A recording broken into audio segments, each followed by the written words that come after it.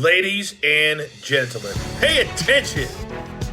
This is your boy, the coach from the WWE. I would like to welcome you to the very first wrestling podcast in the world to take you on a weekly deep dive into classic matches along with legends of the squared circle.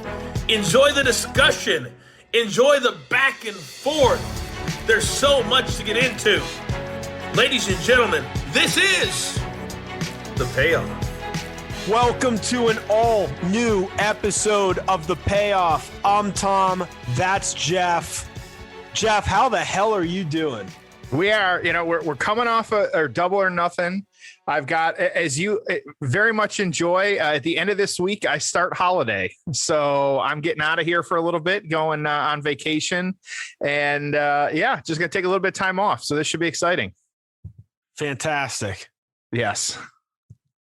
Other than that, just good stuff happening. Just a busy month of wrestling, things happening. We got another Dude, in your house. It's always a busy month of wrestling. In fact, right now, I'm so busy watching all the other shit, the A&E, the Dark Side of the Ring, whatever they add to the network. Who the hell has time for any of the actual product?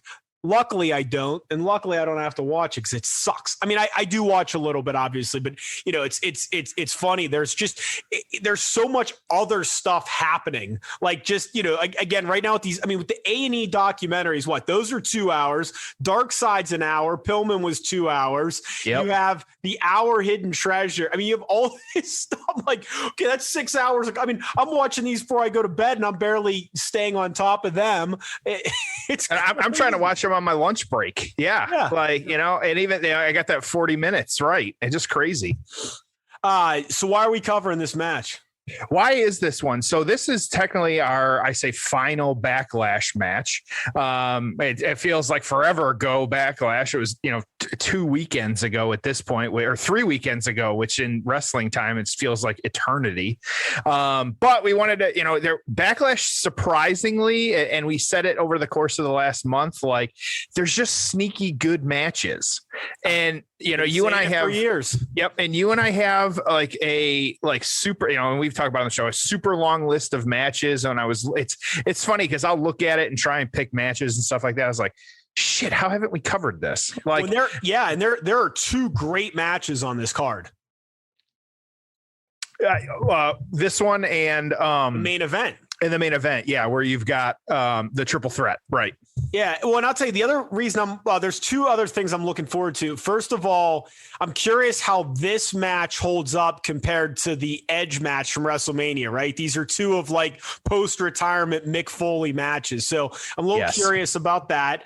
And then the other thing is, if you remember, and you may cover some of this, but they did the WrestleMania match with Mankind and the Rock and Saw Connection against, and it was Mick Foley, but Rock and Saw Connection against Batista, Flair, and Orton. Yes. And Foley says the match. Evolution, yep. It wasn't that bad, but Foley said the match sucked. He was in bad shape. So this is kind of like his redemption. So I'm curious to cover all of that as well. Well, and you and I, sometimes this is a hardcore match. This is about to be a true hardcore match. Even trying to get graphics and stuff for this one, we're going to see some shit. And so you and I, some of it doesn't hold up well over the years. And so I'm interested to see, can you have a hardcore match that isn't a death match like we recently saw on the dark, one of more recent Dark Sides, how does this hold up and stuff like that. So, but we're talking about hardcore. We have to make sure to take a second right here to remind everybody our deal still available. It's that 20% off manscaped.com. We got free shipping coming to you. Just make sure you're using our promo code PAYOFF. I had a fan reach out to me. We appreciate you guys kind of using the code, supporting the show too. Shout out to our Australian fans. Actually, I had person reach out to us, kind of talking to us. So shout out to you, sir. And I didn't even think I told you this. He was a former NWA referee. No, you didn't. That's great. No, and so him and I were talking about, kind of messaging back and forth with some of that stuff, which is kind of cool. So shout out to that. But again, and don't forget, now we're able to officially kind of announce, it's been out there for a couple weeks now, but as well too, they've upgraded the lawnmower. It's now the Lawnmower 4.0, all kinds of new stuff. We'll talk about it a little later in the show, but of course, 20% off, free shipping. It's only US and Canada right now for the Lawnmower 4.0. Doesn't mean you can't order some other stuff. They got a ton of good stuff in there, but that's PAYOFF. Use our code at manscaped.com. So, build time. You want to get into it? Let's do this. Let's get into the build. Oh, it's time for the build. All right, so as you said, we are closing down our Backlash coverage with Backlash 2004, or as they say on Peacock, Backlash Season 6. Episode 1. Yeah, Episode 1. April 18th, 2004, Edmonton, Alberta, Canada, 13,000 in attendance, buy rate of 295,000, and it's a Raw-only pay-per-view during the split brand pay-per-view era. Yep. Opened up with Shelton Benjamin defeating Ric Flair in 9 minutes, if you can believe that. Speaking of things you can't believe, Jonathan Coachman would defeat Tajiri in 6 minutes. Hey, shout out to our show opener. There you go. Yep. Can't forget about the coach. Chris Jericho defeating Christian and Trish Stratus in a handicap match. Victoria retaining her women's championship against Lita. The reason we're here, Orton and Cactus Jack, hardcore intercontinental title match with Evolution banned from ringside. Then we had Hurricane and Rosie defeating La Resistance in 5 minutes. Edge defeating Kane in 6 minutes. And then the main event, which is a WrestleMania rematch of Benoit holding his title, defeating Shawn Michaels and Triple H in a 30-minute triple threat match that got 4.5 stars. Benoit, 2 straight wins over these two guys, and both by submission. I mean, they were putting the rocket strap on him. 650,000 was the gate for this one, and just a fun show. A couple good matches and 2 great matches, one of which we're going to cover. So I mentioned some of the storyline standpoint stuff that we got to, but Jeff, walk us through everything. Yeah, not a ton here, but it was actually a pretty decent stories. But we're, this match takes place, we're 2004 April, but we're going to go back. It was actually Survivor Series 2001. Foley actually left the company for a couple of years. He did some kind of indie stuff. I say indie stuff. He's not an indie wrestler, but he was kind of, at some other promotions and things like that. Then he actually came back June 2003. He was a referee in a Hell in a Cell match. It was between Triple H and Kevin Nash at Bad Blood. It was around a little bit, actually. It was like the next night or 2 weeks after during Raw. He was honored for, was supposed to be honored for his achievements in the ring. He was presented the retired WWE Hardcore Championship belt. But of course, by the end of the night, he was getting attacked by Randy Orton and Ric Flair. And we'll come back to it a little bit. But that year, 2003, you had Orton actually was joined Evolution at this point. This was, kind of Evolution getting going. Of course, we all know Ric Flair, Triple H. And at the time, I say that the newcomer Batista, who is now a household name, doing movies and what he does and things like that. But you had the 4 of them in Evolution. Orton actually was in a elimination chamber match. It was a World Heavyweight Championship match at SummerSlam that year, 2003, the year prior to this. Pretty much, he got eliminated, but he did help Triple H win the strap. And so, kind of doing his part, Triple H beat Goldberg on that one to retain his title. So throughout this, though, Orton kind of, this is the era. Funny because we've been learning the history of Randy Orton lately with the Viper and all these other things. But this is when he started calling himself the Legend Killer. Really, at this point, Orton was really a young gun. He was green, almost. And so but touting himself as that legend killer that, he would really take on a bunch of different, I say, old timers and legends and things like that, and start kind of knocking them off and things like that. So he actually beat Shawn Michaels at Unforgiven. That was one of the if I say the big matches, it was legend versus legend killer. And this was actually the time, I did not know, like this end of 2003 into 2004 is when he started using the RKO. You always figure a wrestler, if wrestler has this trivia, who told him to use it? I don't know. Johnny Laurinaitis, because Laurinaitis created the move when it was the Ace Crusher. There you go. And now we got the RKO, of course, Randall Keith Orton going with the initials. And so interesting. All right. So a little bit of trivia for everybody out there. So there you go. So, but throughout that early 2004, still being the legend killer, actually challenged Mick Foley at this point, who was really kind of semi-retired. And so, but late 2003 of this year, the story's kind of coming together.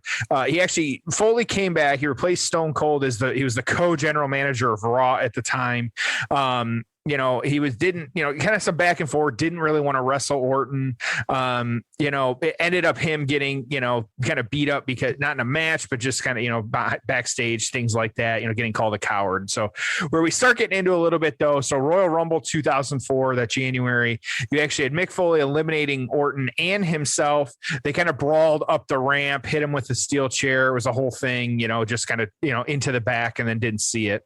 And then as Tom already said, at WrestleMania 20, you had Evolution, who was that Orton, Batista, Ric Flair, going against the Rock and Sock connection, who was just Foley and The Rock. It was a handicap match, but Evolution ended up winning. It was actually Orton that pinned Foley after an RKO on that one, which I'm still convinced that the most protected finisher in all of wrestling is the RKO. But kind of hitting that. And then you had really just it was March actually, where it was March 29th, actually, very late. So you're within 30 days of this match happening.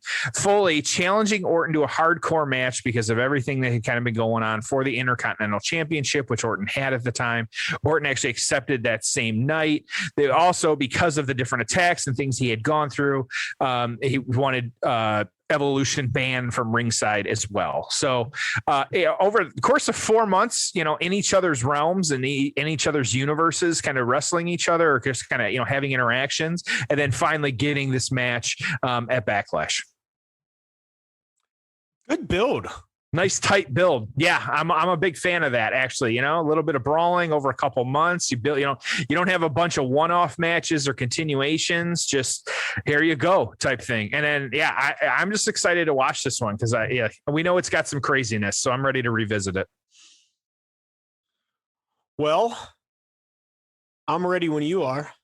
I would say, again, don't forget, everybody, we said it at the top of the show, but real quick, just remember 20% off PAYOFF. Use that code manscaped.com. Check out that Lawnmower 4.0. There's all kinds of new features, cool stuff. You got different guard links. You got wireless charging, you got on off with the light, which I love the light on the 3-point. Apparently it's a much better light.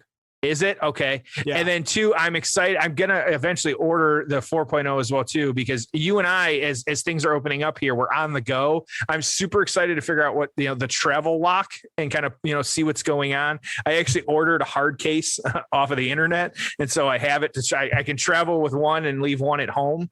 I always have my go bag and things like that. And so for all of us on the go more and more, that's super important. So PAYOFF, use that code at manscaped.com for 20% off. So I've plugged it, Tom. I'm ready to go. Got our shit in. Fast and easy. That's how we like it. Yeah. I told you, I'm very happy with everything that we've ordered. The weed whacker for the nose hair is and ear hair. You sold me on it. Yep. Oh yeah. No, that's look, I mean, I maybe not every guy, but most of us have to deal with some of this stuff, especially as we get older. It just seems like this hair just starts coming out in different places. And so it's just nice. I have, I keep all my, toiletries in a little basket. It's just nice having both those things in there. And, you catch some hair here or there on your ear or, on your chest or whatever, and below the waist. It's just nice to be able to just zap it out real quick and get on with your day. Because I used to just wait too long long, and then it turned into a massive project. But with these, they're kind of compact, so you can just easily kind of clean up and get on with your day. And I find that my maintenance is significantly better now. So manscaped.com, PAYOFF is the discount code for 20% off. So with that, we are at the 1 hour and 5 minute mark of Backlash 2004. That's the 1 hour and 5 minute mark of Backlash 2004, available on Peacock. Season 6. Right. Are you ready? Yeah, I'm ready. Let's go. All right. It's time for the payoff. Oh, it's time for the payoff. All right, dude, here we go. So we're starting Orton in the ring.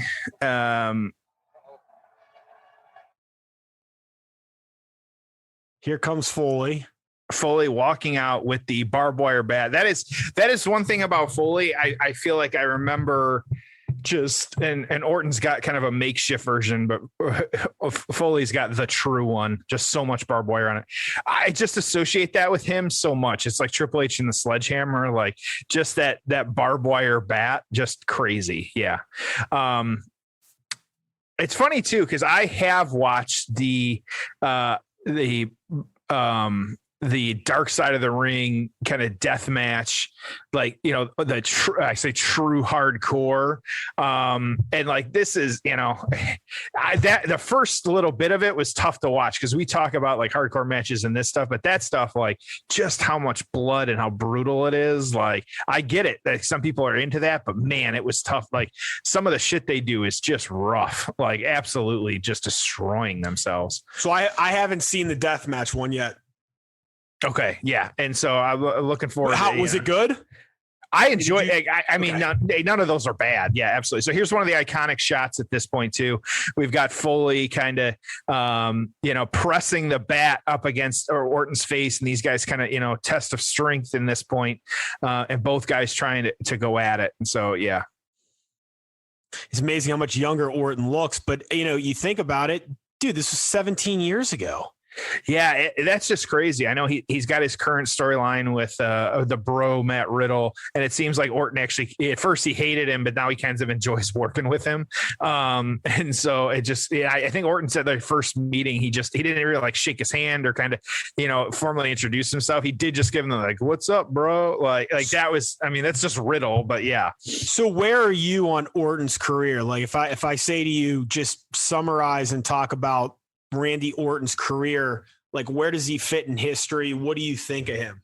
I think that I think you have to put him, while he's not on my Mount Rushmore, he's got to be like a top 10 wrestler. And I wouldn't have said that necessarily if you had asked me even a couple of years ago, because I was not a big fan of like having him in like the title picture as much as he was. And I'm just not a big fan of that piece of it. But you take his overall kind of work, like, body of work and kind of what he's done and things like that. And he was young here. Like he was not really over. He was not fully established at this point. Yeah, he'd had some matches and stuff, but like, even at this point, he was not, Randy Orton wasn't a primetime player by any means. And so, I think that looking at it all, I think he definitely got screwed with the Fiend shit. Like, that whole, like looking back on that whole storyline right now, like, you could have put any other wrestler in there, but Orton, it really, whether he likes Bray or he's a big fan or something, like it didn't do anybody any favors, like whatsoever. How about you? What are your thoughts on Orton? Oh, here's the thing, dude. I don't have it in front of me when he debuted, but he had obviously been in the business a few years at this point. So he's been in it for over around 20 years. Okay. 2 decades. And he's not slowing down. And I say that, one, because he's mentioned that recently on podcasts that this is all he wants to do. He doesn't want to act. He wants to do, be in the business for as long as he can do it. Okay. So pending some crazy injury or circumstances, he's probably going to do this for another 10 years. And oh, by the way, remember that the part-time thing is a lot easier now because they're probably never going back to running 300 dates a year. And even if they do, they're way more receptive to part-timers. So let's just say he may have another decade.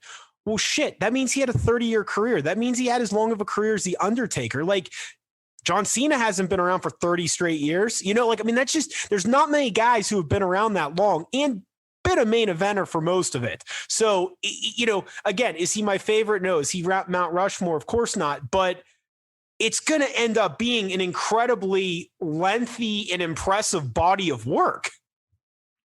Yeah. And so I looked it up real quick. He signed with Ohio Valley Wrestling in 2001. And so, I'm with, and too, you say if he's been in the business for 20 years, it's a wrestling family. So he's been around it for his whole life though. With his dad, Bob Orton, just crazy. To think not only that, just how long he's been involved, but I'm with you. And it's weird. It's even weird to think, God, are we going to see Randy Orton for another 10 years? Like you said that. And I was like, shit, is he really going to is that a thing? Like we're going to be watching this into, our mid 40s at this point, but and we're still going to be complaining about the same cycle of, what are we going to be unsubscribing from? But I totally agree with you. Like the workload, he's got enough freedom now to pick and choose like what he kind of wants to do. You figure, hey, he wants to take a little time off. He takes a little time off and then he comes back and has a story. Did you catch him on Kurt Angle's podcast recently? I have not been listening to that one. I know you listen to that one far more than I do. I have not been lately. So here's where I'm at with I'll tell you two things. First of all, Angle. Bischoff. So I do not listen to Arn Anderson's. I just didn't really find it interesting, although I know they're kind of rebooting that. I still love Bruce's. I never really got into Tony, so I don't listen to that one. JR I listen to. It's long. If I'm Bischoff, in a long car ride, yeah. Yeah, Bischoff, I like when he talks business. Once they start talking about the actual show that they're covering, I usually just turn it off because it's like there's nothing interesting to happen. So I find the first 20 minutes of Bischoff's show being really interesting, and then I typically turn it off. But regardless of the topic, they usually talk some current events and some business stuff that I find interesting. Angle, it's not that great of a perspective. And I think there's probably a lot of episodes I'm going to skip. I don't know how they're going to get, 52 weeks out of him, let alone multiple years, if that's the plan. That's one they may need to reboot eventually too. Well, and same with Shivani's, they had to reboot because he didn't know anything that happened. He'd always be like, well, I don't know what happened then, or I wasn't privy to those conversations. I'll tell you what I've really enjoyed. I've only listened to a few of the episodes so far, but Jeff Jarrett's has been excellent. I agree. Yes, I agree. And he's been around. Blade job from Orton from the barbed wire baseball bat. He's just dripping. Yep. So Jeff Jarrett's been excellent. But yeah, so one of Angle's recent ones, which is worth listening to, and this may be part of them rebooting a little bit because they've done a couple Ask Me Anythings and then they had Orton on, but they may start trying to bring on some guests. But it was a good conversation with Orton. And so he doesn't do a lot of those, and I really, really enjoyed it. Yeah.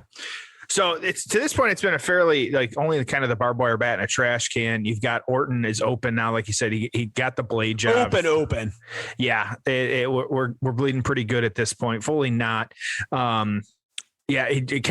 pulled the sock. He has the sock, or no, it's off at this point, but he had the sock on at one point. The sock told him to use the bat again. Just beating up, bang, bang. There it is. Going at it. Okay. Yeah. What did you think of? Because this too, the kind of lead into this a little bit was Foley as the general manager. How do you feel like he did another run as well too? About 5 years ago at this point, it feels like as general manager. How do you feel about him in those kind of roles? Do you think he's good at it? Foley? Yeah. I think the range of Mick Foley in those roles goes from horrible and campy and terrible to incredible, and you never know what you're going to get with him. That's what's so interesting about Foley, both as a character and as a performer. Let's just call it, over the last 20 years. So there's times where they bring him back and he looks like he can barely walk, and he that has no interest in being there and doesn't do anything interesting, doesn't say anything interesting, doesn't look physically good. And then there's matches he's been in where he's been completely out of shape, like that WrestleMania 16 4-way match, even like a month before this where he just wasn't in it. And then there's other times, like right now, like some of those pre-Hell in a Cell promos that he's cut where he's like on fire and excellent. So, it's all over the map. That's always been my impression is like right now, look how like thin he looks, look how he's moving around. But there's other times during this era he came back or even in TNA where it's just like, oh, he just looks like shit. Well, and a little bit of a spoiler here, I'll say in Foley's book, actually, he said that he thinks this is probably like the best match of his career. And so we've got, however much time left at this point. I'm not even exactly sure. Foley has just pulled out a can of gas and a lighter fluid from underneath, and he's pouring the gas on the barbed wire bat. 13 minutes left in the match, just in case you're wondering. So he did a spot too that I did not talk about where he put the bat between Orton's legs on his crotch and then did a leg drop onto the bat. Bischoff coming out. Yep. And so here you go. And so everyone's on there. So yep, you got Bischoff coming out at this point.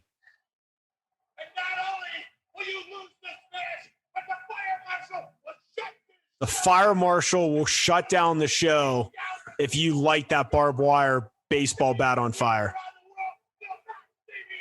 So this is Bischoff with black hair. Did he just stop dyeing it midway through his GM run? Maybe. By the end of him being GM, it was completely gray. Right. So is he going to do it? Nah, there's no way. Oh, fans going nuts over it. Okay. Oh, he drops the bat. No. Hey, speaking of hardcore wrestling and blood, give me your thoughts on the Jericho bump off the cage. Okay. Yeah. And, we didn't talk about this yet. No, we haven't. And this was at this point, a couple weeks ago. And so, that was one where the camera angle ruined it. And I think that the match itself was great. I actually really enjoyed the match. I thought that they've been telling a good story here. We got Foley pulling out the plywood covered in barbed wire at this point from underneath the ring. I think again, the camera angle ruined it. They should have set it up so that you didn't necessarily see how he landed. I think it was just kind of low quality production at that point, which just ruined it. And this was the same thing after the ring explosion. It's the old adage in wrestling, like the only thing you remember is the finish. And so it's unfortunate what happened because they shouldn't be taking bumps onto, a concrete floor. Of course not. But like there's ways to do it that are better than what they did it. And no, you and I, we're marks here. We're armchairing this one. But yeah, the camera angle ruined it. It really kind of turns you off. And was that, I know. So just Foley just got body slammed and now he's rolling around on just a bunch of barbed wire. Great look with Orton just covered in blood. Yeah, I haven't really read much of wrestling Twitter about that. I just thought the same thing. I'm like, well, that was a stupid camera angle. Yeah. I have no problem with them patting the fall. I'm not saying, he should have landed on barbed wire that was on fire or landed on cement, but I would have just simply done a different angle, so you got 8 cameras on that. We'll put one below it so you can't see it. Maybe you put one like on the other end so you can like get the drama of him falling off, but not doing that. He could have used the hard cam and you wouldn't, all you would have seen was him flying off the cage. That's right. And then the other thing too is like, be a little bit more creative. Like, do you remember when they've AEW's had like in their set, they've had like paper that they've thrown people through? Like there was like something, I remember one time like Moxley or someone got like thrown through a drum. It looked like a big drum almost. My point is like design something better. Like it doesn't have to look like a crash pad, right? It could have just looked like nothing. Like you could have just put a mat at the bottom, but he would have fallen completely through it. Like if they would have built that structure up to be like 5 feet tall and he would have fallen through it and he would have just disappeared into black, it would have, your imagination would be like, oh my goodness, what happened? And they could have even dragged him out and him been covered in blood. I just think that it was just such a poorly done stunt that it, again, in this AEW, this is one of my biggest things with AEW is I feel like they're constantly like slapping you in the face that, hey, this is fake. This is fake. You have Tony Khan going on TV and doing press conferences talking about the fake show that just happened. You have guys falling through crash pads. You have quote unquote explosion matches that have sparklers go off. You have the quote unquote VPs of the company that are talking about how fucking fake the whole thing is and how it's all work and how they're all talking about storylines. And it drives me nuts. Yeah. Like they just hit you over the head with how fake it is all the time in so many different ways. And I just thought that was so sloppy and so careless. And then you have Jericho. It's like, well, I really didn't even want to take the bump. Well, Owen really didn't even want to take a parachute either. And he did it. And, I just don't, like, why are you putting these guys in these positions where Orton just gets thrown on the thumbtacks, facial reactions. Great. I just, my point to that, and I hate even bringing up, what happened to Owen Hart, but it's like, if somebody is nervous about doing something, then maybe you don't have them do it. Right. Yeah. Or maybe you stop having guys fall off cages, or maybe you leave it up to the imagination and don't show a damn crash pad sitting there. So, again, it just drives me. There's just so much about what they did. Yet I feel like the people that love AEW and think AEW can do no wrong, including Tony Khan and his 4 VPs, they think like nothing they do is wrong. And Vince and the WWE are so bad, and we're going to treat people so much better, and we're going to be so much more inclusive, and we're going to keep people all this. And then what are they doing? Well, they're doing blood. They're doing chair shots to the head. They have guys falling off cages. They have fucking death matches, but they're going to lecture, Vince on being in the wrong. Well, and they said, no, that was the kind of look at Orton, by the way. I mean, he is. Yeah, I've never seen anyone bleed this much from thumbtacks. I mean, he is bleeding, and they are stuck in him. It's like, it almost looks like they usually use fake thumbtacks, but they're using real ones with him. You know what I mean? Yeah, no, he's got them all up his arm. Man. It's on his back. We're going up the ramp at this point. Yeah. Foley's got a few too. Orton trying to sneak through the back and get away, but no, trying to go into gorilla. Yeah, and there was a lot of, the rumor mill was that Vince thought, it's set wrestling back, 30 years, that type of match, which I don't think so. There was a lot of complaining about that piece of it. I saw a lot, at least on like Reddit and Twitter, like, if WWE did the same match, we would love it. Oh, and then Orton getting tossed off the top of the ramp onto and there you go. Like there's a very similar bump that was just like some worked, like kind of a wood box with all the wiring on it and stuff that you can tell the woods worked just because of how it broke, but he still had to take the bump. It still looked good. And so, yeah. And anyways, it's an unfair standard where if WWE had that match, the fans would go crazy. AEW does it, like they're not a big fan of it. But yeah, I think just like it's just really all how you set it up. Like, if you do these little things, so they're reeling out a stretcher at this point too, of, how they set up the match, how they do it, because again, it does go back to the only thing you remember is the finish. And so you remember how crappy that was. Yeah. It's just, I don't know how to fix it, but it's just, you got to move forward, because then you got to do another show the next week. You got to keep, it's just, some fans aren't going to be happy. I have both seen the kind of ratings numbers, and they just keep going down for both shows. And it doesn't mean they're still not making a ton of money and have like the most money they've ever had in their lives, so Foley's celebrating at the top of the ramp. They're trying to get him to go to the back, him too, covered in blood up and down his arm. They're tending to Orton, trying to get him up onto the stretcher and kind of fix him. Nope. But Foley attacking the refs. Here we go. He's not done yet. And then, giant elbow drop onto Orton. Foley going for it. Dude is like, again, and remember too, he had not had a whole lot of matches to this point. He was in the Rumble, but man, he is selling out. Like he is putting Orton over 1,000 times right now with what he's trying to do. Because Orton's taken. Look at the spike on that wood. He's lucky he didn't hit that. You see it? Oh yeah, hanging right there. Like that was just right on the corner. Yeah. But that's like, again, like that's still like the wood that they're laying on right now. You can tell it's like got like a straight line crack on it. It's also looks like it's like that fake wall shit, but it still looked, and Orton kicking out. They're up way up by the like on the floor at the top of the ramp, like next to it, and going for the pin. You still got Orton still. You can see the shining tacks in his back still too. And Foley trying to figure out what to do here.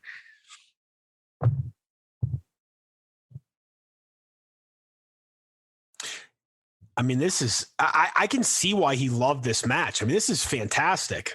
He's getting to do what he wants. He's on a lot of the offensive at this point. You see him kind of chatting right there a little bit. And so trying to work, and Orton just getting the crap kicked out of him, like just absolutely getting pounded. So they're working their way back to the ring at this point.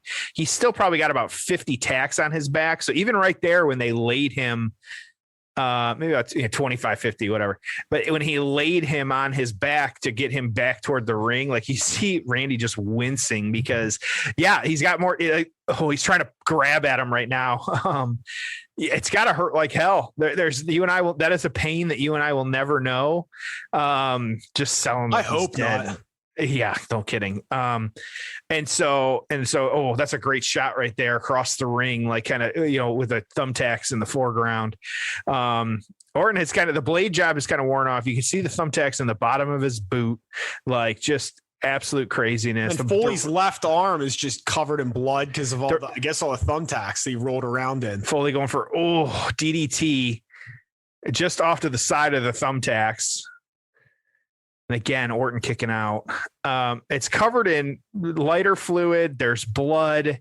There is thumbtacks. There's nowhere you can't step and not see thumbtacks. Here's one for you. Has Mick Foley wrestled his last match? I think so. Yeah. We've seen some of the reports of kind of the news and things like that. You always feel bad. I think we had COVID, I think too. Never fun there. I think it's not the last we've seen of him, but I do think we've seen his last match. Yeah. I wish not, but he made a joke one time. He's like, man, for that Saudi Arabia money, I'd go over there and get thrown off another cell. Yeah. That's one we could, we won't fully say. We might have a little bit anniversary of that match coming up here soon. We'll have to see what happens. So Orton just swinging the barbed wire bat now, like going back after Foley. It's the only way he can do it. Foley, though, secretly. I was going to say, what's his instinct? Oh, it's to put a sock on his. Yep. And there he goes. He got it. Mandible claw. Such a weird move. So Orton had already been champion at this point, right? His first reign, or was that coming up after this? You remember? I will talk about that later. Okay. Sorry. I've got some notes and some trivia for you as always. And so I came prepared to this one. Oh, low blow. Yep. Hey, speaking of trivia, I brought some trivia too. Go. What year was the first cage match? Oh boy. Who knows? Somewhere in the 60s, maybe 70s. 1937. There it is. Yep. And who was it? Do you have that? No idea. Okay. RKO. So, yep. Both men out. Foley's face just covered in blood. You can tell that was a weak RKO. He had not figured out the posture on that one yet. He kind of his leg hit first and stuff like that. 2 count. He kicks out. Oh my God. That was incredible. So, yep. And so he's going for the count and the tacks are bouncing up in the air. And he got him on his hand, huh? Yeah. And he got the tacks on his hand. Yep. The referee did when he was going for, yep. It's Kyoto. And so, yep. I can't RKO on the barbed wire baseball bat. See you later. 1, 2, 3. There it is. That's the old Randy Orton music. Yep. The Legend Killer lives. Legend Killer lives. Jerry Lawler. Good call. Yep. Lawler and Jim Ross. I'm so glad that Vince got rid of them. They were just way past their prime and probably can't do this type of work anymore. Oh, wait. No, they're still fucking Still fantastic and should Yep. still be on Raw every week. Yep. All right, let's get into the aftermath. Ho! It's time for the aftermath. What do you got for us? Initial That thoughts. was it definitely you got Evolution at ringside now. It definitely held up better than I would have. It was not as brutal as we've seen some of these other matches. Like That's okay. I mean, it didn't. it was fine. Brutal. It was just a good match. It wasn't not hardcore either. Yeah. Like, and when half your match revolves around tack spots, like you could tell even some of the fans as it was like kind of playing out like, yeah, it just that they were like, holy shit. And so, yeah, that was a good match. I'm glad we covered that one. How about you? Loved it. Yeah, absolutely. It did what it should do. Randy Orton walks out of there a bigger star. You got to see Mick Foley. I mean, that Flair Batista Orton Triple H. I mean, and look, I guess they're kind of doing it now with Orton and Riddle, where you get a younger and older guy together. But man, that just seemed too easy. Right. Yeah. Like even now. And I mean, if Flair wanted to be on TV every week, why not put Flair with 3 or 4 other guys? It doesn't have to be a 4 horsemen, but this is how you create new stars is you give the rub. Right. So I'd love to see, a Flair, a Foley, a Hogan. I mean, I don't know why they don't use those guys. I mean, if Hulk Hogan was managing a stable and he was on TV every week, I'm more likely to watch. I'm more likely to care about those characters. I'm more likely to view those guys as stars. I don't know why they don't do more of that. And there's so many guys out there, that could do it. Even when they were doing it, and I haven't been following it, but like Cameron Grimes with Ted DiBiase, is that going to be like a thing? I don't know. Okay. Maybe. Well, they had him, but I'm like, great. And I watched the promo and I'm like, Cameron Grimes, didn't know who the hell he was, but now I do. Okay. So that's awareness for a new star. Like involve some of these guys, don't ask me why this came to mind, but it's like, bring on Sergeant Slaughter as a character and have him train someone and mentor and coach someone. Why the hell not? And I speak endlessly about stables on this. And then that solves that issue too, which is, stables make things interesting. Well, and then like I said, Survivor Series should be Legends. Do the Legends bout. Yeah, we talk about this at length, but yeah. So, okay. What happened though? What we got? So of course we had the thumbtacks, we had the elbow drop, we had the kind of crashed wood spot, just all kinds of stuff. But it finished it with an RKO onto Cactus or Foley, onto the barbed wire bat in order to retain the title. So it was actually that July, just a couple months later, he actually lost the title to Edge. And then with that, he became then the number 1 contender for the World Heavyweight Championship. So to your point though, here of, when did he have the title? So it was actually that SummerSlam 2004, Orton beating Chris Benoit for the championship. So at the time, it was the youngest world champion in WWE history at the age of 24. Now we hear this all the time. And as I was kind of digging into this, it's weird. And so I'm going to clear this piece of it up. Here's the trivia for you. So you had Brock Lesnar as the youngest WWE championship. He won it at 25 because at the time, that was the only main event championship on WWE. If you take Randy Orton as the youngest world champ at 24, this was at a time period, though, where they had 2 main event championships. Now, if you want to, and so this was, if you recognize the championship that Orton won as the same championship carried over from WCW, then you would have to say Big Show is the youngest world heavyweight champion. Big Show won the same belt at the age of 23 when he debuted in WCW as the Giant. Now, even more trivia for you here. If you want to extend the World Heavyweight Championship to its original lineage, traces back to 1905, then the true youngest champion of all time is Lou Thesz, who won it at the age of 20 or 21. So depending, again, this is a little bit of the revisionist history here, depending on which belt and when, you kind of got some different people that could be the youngest. But to directly answer your question, Orton won the championship for the first time at that SummerSlam 2004. But was he necessarily the youngest? No, but that's what we're going with. That's still what they talk about. You know, it's the revisionist of it, whatever. So but leading into this, though, this is, of course, though, where we had the after him winning the belt off of Benoit, Evolution throwing really just kind of the mock, celebration, excited about all this. Batista had Orton, he was up on his shoulders, and then the iconic Triple H giving the thumbs up, turning it to the thumbs down, Batista falling backwards onto the mat to hurt Orton, and then Triple H, Flair, and Batista, you're then members of Evolution, attacking Orton in the ring and him getting kicked out. But we will save that for another day. There's more story there, and so we'll talk about that. So Foley, though, he was color commentary for a little while for One Night Stand 2005. He actually returned against it was a Taboo Tuesday, a match against Carlito. The fans got to pick on that one, like who, he came back as, whether it was Mankind, Dude Love, or Cactus Jack, and they picked Mankind. And so that was one of the last times he ever wrestled as Mankind in a WWE ring. And then as well, too, him coming back, he refereed a championship match between Edge and Cena. Cena won that one. Edge attacked Foley. Foley challenged Edge. We had the hardcore match at WrestleMania 22 between Foley and Edge, which is the match that we just recently covered here on the Payoff. So go back into the archives, check that one out. A lot of Foley, a lot of Edge, things like that. But that was just this year during WrestleMania season when we talked about that one. So good stuff, though. Ratings, you ready? Reviews? Let's hear it. Okay. Orton was number 5 this year, 2004. Cactus, Mick Foley, of course, unranked.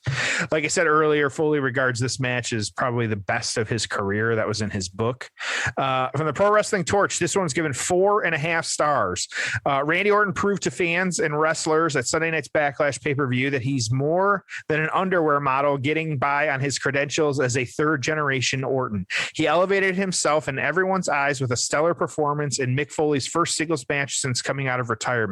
Orton, previously not part of any particular standout singles match, took some brutal bumps, including a fall off the stage and landing on hundreds of thumbtacks. As great as the main event was, as you and I talked about a little bit, that triple threat, Backlash will probably be remembered for the festival of bloodshed between Mick Foley and Randy Orton. There was a lot to like here. Brown problem with Foley's previous WWE hardcore matches that they're sometimes too one-sided, with Foley taking too many of the big bumps himself. That obviously wasn't the case here. Randy Orton earned a lot of respect from the casual WWE fans tonight. It was also worth noting that Foley and Orton had a brutal, barbaric match without doing anything that was particularly life-shortening. Plus, the absence of this type of hardcore wrestling makes this match more meaningful. Orton's run with the Intercontinental Belt has made one of WWE's secondary titles seem a lot more important. Observer Newsletter on this one, again, also 4.5 stars. Orton, as weird as this sounds, added a toughness to his aura that he needed to be a money player, and had easily the match of his career against Mick Foley. While regular uses of match of this type are a negative, because WWE hasn't done this type of match in years, it was very effective. Foley, who said before this match he was expecting this match to be one of his career highlights, lived up to those standards, even though he has not done a singles match in more than 4 years. 4.5 stars. So you got 2 4.5s. Tom, what do you have?